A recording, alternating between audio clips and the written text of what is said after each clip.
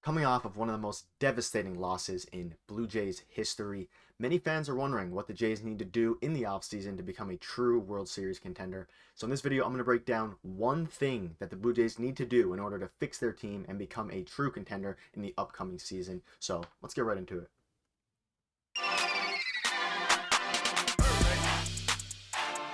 So Jays fans, Nick Goss here, host of Jays Digest, and it was a couple of days ago where the Jays had the devastating loss that, really turned everything around, turned the franchise upside down for the time being. And I'm going to just get right into it. I think there is one main fix that needs to happen if we want to become a true contender.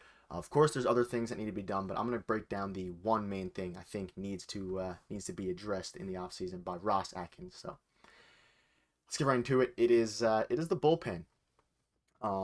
I'm going to be going over a few stats and things like that, but it's the bullpen. Now, coming into the offseason, coming up to the trade deadline, our bullpen was okay. It was not great. Everyone knew we needed to add some depth. We needed to add some velocity. And that's one of the key things I'm going to be talking about in this video is the velocity. So this offseason, I'm going to throw a little graphic up here. This offseason, we obtained two main relief pitchers, Anthony Bass and Zach Pop. Anthony Bass, with the Miami Marlins, 45 games, 1.41 ERA. Comes to the Jays, has a 1.75 ERA in 28 games. And, Bass was dominant throughout the whole year. He had a great season. And when we acquired him we acquired both those pitchers for Jordan Groshans, fans were happy. I was happy. But I thought, what's next during the trade deadline? I was like, are we going to go for Gregory Soto of the Tigers? Are we going to go for a bigger impact arm, Pablo Lopez from the Orioles, or Jorge Lopez, sorry, from the Orioles, and everyone was we were waiting to see who's going to be the big acquisition, but we just ended up getting those two people. Now, looking back at it, Zach Pop as well, throw him in there, 2.77 ERA in the year, was actually really good with the Jays with a 1.89 ERA in 17 games played, 3.6 with the Marlins, and he has some control. So we have him for next season and beyond. And we also have Anthony Bass for this season upcoming on a team option. So really, the Jays, they went into the offseason the trade deadline with, they needed to upgrade the bullpen. And even last offseason, coming into this new season, bullpen was a big question mark. You have Jordan Romano. We acquired Jimmy Garcia, who at the time had a 4 ERA with the Astros. So the bullpen it's not unproven, and Atkins, as he has done in his tenure with the Blue Jays and his time here, has been dumpster diving. He just finds, it was one of his skill sets. He would find players who are decent on the waiver wire, the free agency, and he turned them into decent pitchers. David Phelps, again, for example, he was good this year with the Jays. He had around a 3 ERA, slightly under that, and he was good on the year. Tim Meza, he wasn't a dumpster dive. We've had him for a while. We drafted him, but he was solid. But coming into the year, bullpen was a major question mark. Throughout the year, bullpen had its ups and downs. It was really good. It was really bad at some points. And in the end, it ended up costing us, a playoff run. As we've already I've talked about it in the past couple of videos.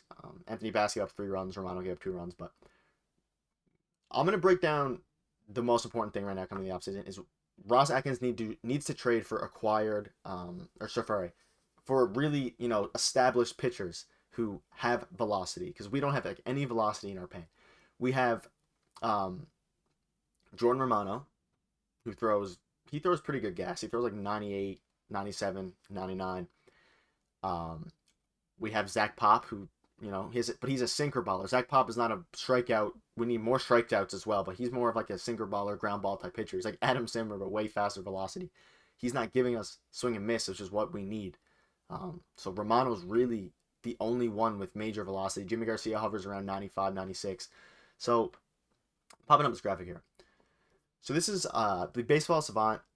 It shows the importance of velocity. So from 94 to 95, the batting average is 270. And as you increase velocity, for the most part, the batting average goes down. As you can see, 100 miles per hour plus fastball, the batting average is 188 with a 256 slugging and a 34% K rate. 98 to 99, 208. Now 99 to 100 is 238. but you can see like many of our pitchers were between 94 and 97, and the batting average is 250 or above.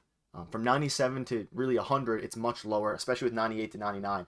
And the only pitcher we have who kind of comes close to touching that all the time is Jordan Romano, and even him sometimes is between 96 and 97.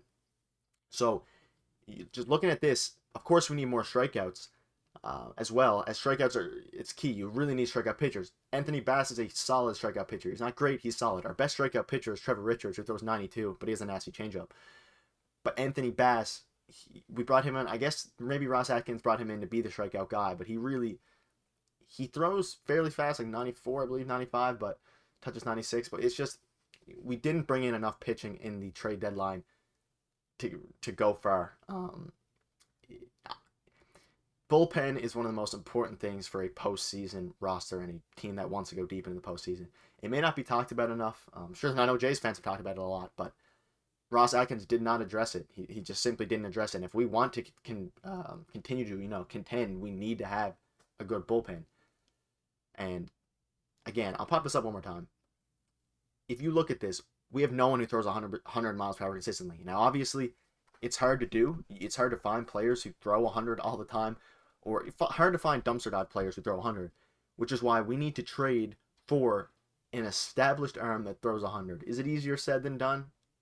Absolutely. It's not easy to do. However, it's something that needs to be done. Trade for Gregory Soto on the Tigers. Tigers aren't contending.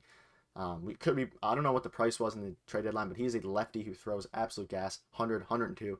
But you see teams like the Orioles, even Brian Baker throws 100 like consistently. Just obviously Brian Baker probably wouldn't be the best player to get given the Teoscar Hernandez thing, but finding a player who can give you high velocity to come out the pen to set up for Jordan Romano or to give us a shutdown inning or strikeouts when you need it. We need to build our bullpen, and it's something that Ross Atkins has a presser tomorrow on Tuesday, and I'm sure I'll have a video to break all that down, but we need more bullpen arms.